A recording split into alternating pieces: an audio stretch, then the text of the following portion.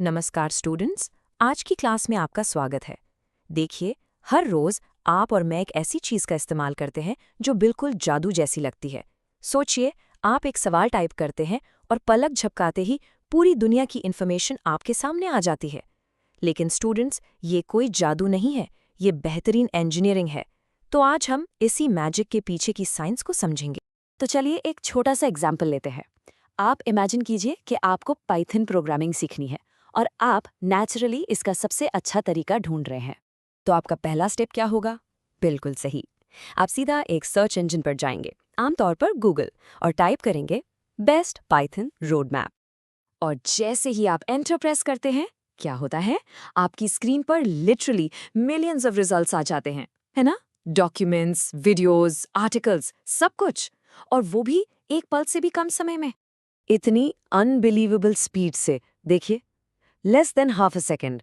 जैसा मैंने पहले कहा, ये कोई मैजिक नहीं है बेटा, ये कंप्यूटर साइंस की एक बहुत ही पावरफुल और फंडामेंटल फील्ड है, और इस फील्ड को हम कहते हैं इंफॉर्मेशन रिट्रीवल।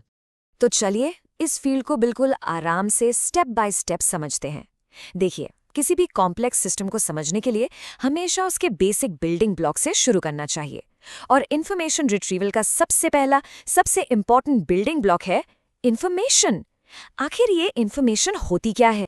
देखिए, हम लोग अक्सर डेटा और इन्फॉर्मेशन, इन दो शब्दों को एक ही चीज समझ लेते हैं, लेकिन इनमें एक बहुत ही क्रूशियल फर्क है। समझो, अगर मैं आपसे कहूं 101, 202, 303, तो ये क्या है? ये सिर्फ कुछ रॉ नंबर्स हैं, ये है डेटा। लेकिन जब मैं इस डेटा को एक कॉन्टेक्स्ट देती हूं, जैसे कि ये 3 स्टूडेंट्स के मार्क्स हैं, 101, 202, 303, तो वही रॉ डेटा अब मीनिंगफुल बन जाता है, और यही मीनिंगफुल डेटा इन्फॉर्मेशन है। कॉन्टेक्स्ट इज की। तो अब हम इंफॉर्मेशन रिट्रीवल की एक सिंपल सी डेफिनेशन बना सकते हैं। इंफॉर्मेशन रिट्रीवल यानी आईआर का जो प्राइमरी काम है वो ये है कि एक बहुत बड़े कलेक्शन, सोचिए पूरा इंटरनेट, उसमें से ऐसी इंफॉर्मेशन ढूंढ कर निकालना जो यूजर की जरूरत के लिए यूजफुल भी हो और रेलेवेंट भी हो। तो किसी भी आईआर सिस्टम का अल्टीमेट गोल क्या है? वो इन 3 चीज़ों में छुपा है। ये आपको हमेशा याद रखना है।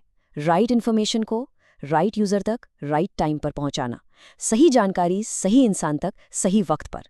सारी जो कॉम्प्लेक्सिटी है ना, वो इन्हीं 3 चीज़ों को ऑप्टिमाइज करने में है। अच्छा, अब एक बहुत ही कॉमन कंफ्यूजन को क्लियर करते हैं, इसको ध्यान से सुनिएगा। अक्सर लोग डेटा रिट्रीवल और इन्फॉर्मेशन रिट्रीवल को एक ही चीज समझ लेते हैं, लेकिन फंडामेंटली ये दो बिल्कुल अलग अलग चीजें हैं, और ये डिफरेंस समझना बहुत जरूरी है। इंटरव्यूज में ये सवाल जरूर पूछते हैं। चलो इस टेबल को देखते हैं, ये डिफरेंस बिल्कुल क्रिस्टल क्लियर कर देगा। देखिए, एक तरफ है डेटा रिट्रीवल, ये काम करता है स्ट्रक्चर्ड डेटा पर, जैसे कि आपके डेटाबेसेस।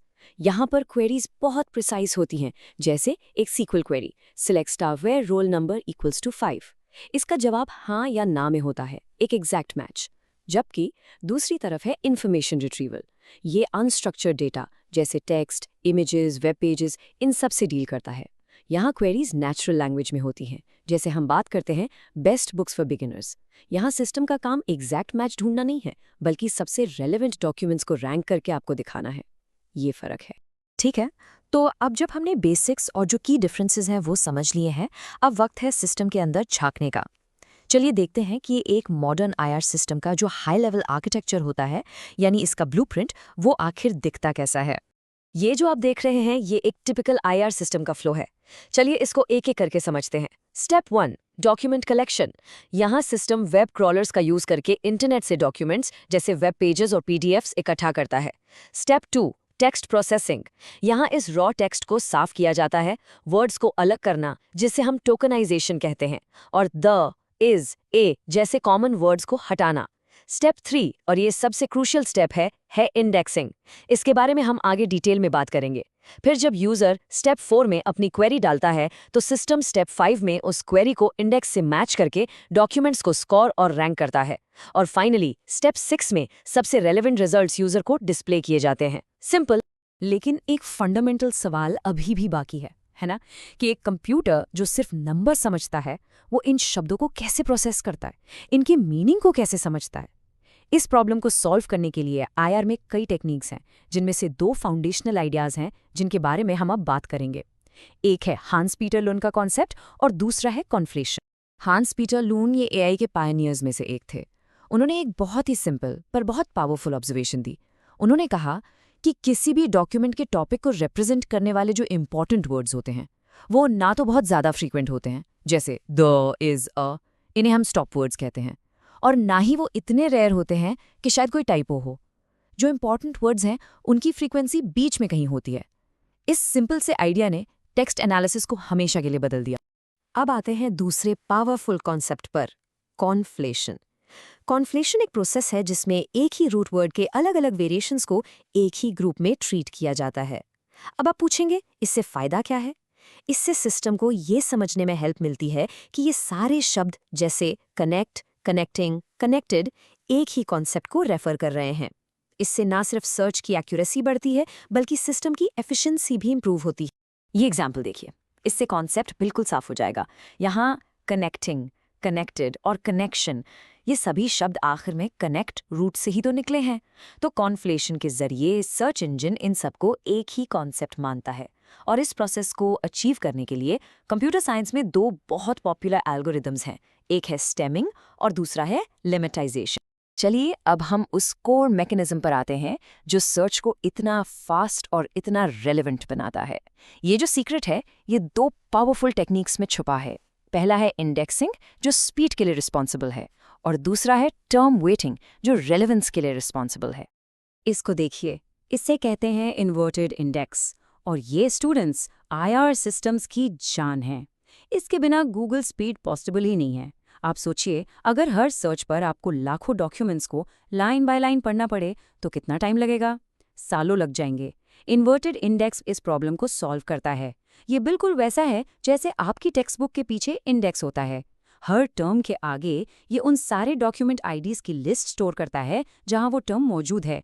इससे सिस्टम को पूरे डॉक्यूमेंट्स स्कैन ही नहीं करने पड़ते, और इसीलिए सर्च मिलीसेकंड्स में हो जाता है। लेकिन सिर्फ फास्ट होना काफी नहीं है ना? रिजल्ट्स को रेलेवेंट भी होना चाहिए। और रेलेवेंस का सवाल इस बात पर डिपेंड करता है कि कौन सा वर्ड ज्यादा इंपॉर्टेंट है। जैसे यहाँ लिखा है, हर वर्ड इक्वल नहीं होता, और इस प्रोसेस को जिसमें हम हर टर्म को उसकी इंपॉर्टेंस के हिसाब से एक न्यूमेरिकल स्कोर देते हैं उसे कहते हैं टर्म वेटिंग। अब टर्म वेटिंग के लिए सबसे क्लासिक और फेमस फॉर्मूला है TF-IDF। इसको दो हिस्सों में समझो। पहला है TF यानी टर्म फ्रीक्वेंसी। इसका कॉन्सेप्ट बहुत सिंपल है। अगर एक वर्ड एक डॉक्यूमेंट में बहुत बार आ रहा है तो उसका TF स्कोर हाई होगा, ठीक है। दूसरा पार्ट है IDF यानी इनवर्स डॉक्यूमेंट फ्रीक्वेंसी। ये मेजर करता है कि एक टर्म पूरे डॉक्यूमेंट कलेक्शन में कितना रेयर है। तो फाइनल इंपॉर्टेंस स्कोर इन दोनों को मल्टीप्लाई करके मिलता है। मतलब एक टर्म तभी इंपॉर्टेंट माना जाता है जब उसका TF भी हाई हो, यानी वो एक डॉक्यूमेंट में बार बार आए, और उसका IDF भी हाई हो, यानी वो बाकी सब डॉक्यूमेंट्स में रेयर हो। ये है TF-IDF का लॉजिक। तो चलिए एक क्विक रिकैप कर लेते हैं कि आज हमने क्या क्या सीखा। हमने शुरू किया इन्फॉर्मेशन रिट्रीवल के बेसिक्स से, फिर हमने डेटा रिट्रीवल और इन्फॉर्मेशन रिट्रीवल का क्रूशल डिफरेंस समझा। हमने एक IR सिस्टम के पूरे 6 स्टेप आर्किटेक्चर को देखा। हमने टेक्स्ट एनालिसिस के लिए लुन के आइडियाज और कॉन्फ्लेशन को जाना, और आखिर में हमने स्पीड और रेलेवेंस के 2 राज समझे, इंडेक्सिंग और टर्म वेटिंग। तो अगली बार जब भी आप कुछ सर्च करें और वो 0.34 सेकंड्स में रिजल्ट्स आपके सामने आ जाएं, तो याद रखिएगा कि उस मैजिक के पीछे कोई जादू नहीं है। उसके पीछे डेकेड्स की रिसर्च और बेहतरीन इंजीनियरिंग है, और उस हीरो का नाम है इन्फॉर्मेशन रिट्रीवल। तो अब आगे क्या? देखिए, हमने अभी सिर्फ सरफेस को स्क्रैच किया है। IR के कोर में अलग अलग मैथमेटिकल मॉडल्स होते हैं जो इस रैंकिंग का काम करते हैं।